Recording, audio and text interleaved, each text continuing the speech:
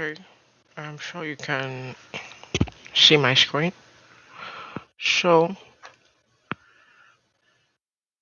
just to make sure that this is recording, right? Okay, it's recording. Alright, so this is my screen. Um, the first thing I always do, like I told you, I still trade that guy's strategy. If you look closely, you see this is the buy side liquidity, sell side liquidity. So it's basically the guy's strategy. I only implemented one more thing, which is higher time frame confirmation. So I mostly make use of 1 hour. 90% of the time I make use of 1 hour. Okay. But there are times that like a situation like this, there's so many fair value gaps here. I prefer to make use of 4 hours, I see things more clearly. So when I come to 4 hours, this particular trade I took, which is 4 hour, the first thing I look for is an higher time frame fair value gap, like I told you. You can see one here. You can see a fair value gap here. So we're just going to mark out this fair value gap. I'm gonna mark it out. I'm gonna mark out this fair value gap.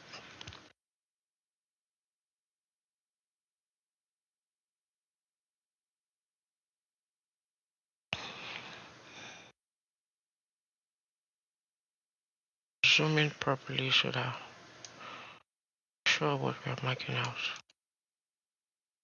So immediately I see this higher time frame fair value gap for a possible sell. Okay, I mark out my buy side liquidity, which is the exact thing that that guy used to do. I mark out the highest, like if you look at this candle, mm, you can tell that there's a lot of liquidity here. You can tell just by looking at this candle. You can tell that yes, liquidity lies here. When you see this now, you know that liquidity lies here, and then you now see an higher time frame fair value gap. That is two confirmations already. So you mark out your buy side liquidity. I always trade on 15 minutes. I only go to higher time frame to mark out fair value gaps. Please note, I trade on 15 minutes. So since I marked out my fair value gap, and also it was a Monday, there was an opening day gap here. I see the opening day gap here. So there was a probability that the market was going to come down to fill it up. You understand? So those were three confirmations for me. I barely trade a lot these days. 2, 3 trades at most in a week.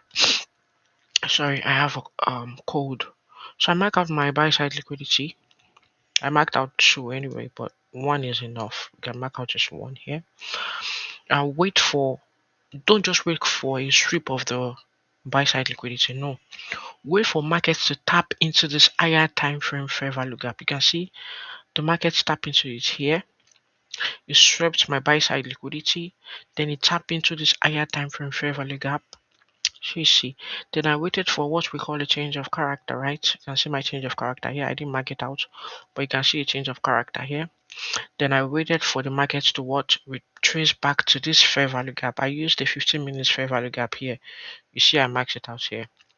So I waited for the markets to what sweep my buy side liquidity, tap into my higher time frame fair value gap. If there is no higher time frame fair value gap, I do not take the trade at all. No matter how good it's looking, I won't take it.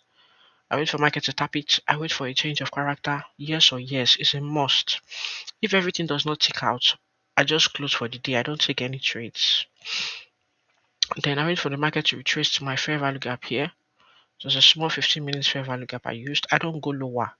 I don't go and check on 5. I don't go and check on 3. I don't, no. 15 only. Then the market retraced back. There was a lot of retracement, but at the end of the day, we hit the TP. Now I had my TP1 here because this place for me was also a sell side liquidity. I could see liquidity lying here.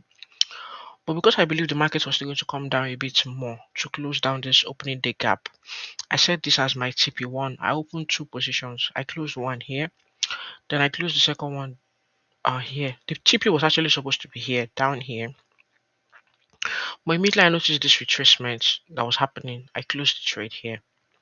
So basically, that's what it is. My TP is always at the opposite sell side or buy side liquidity most times. But because there was an opening gap here, that's the only reason why I still extended it a bit down.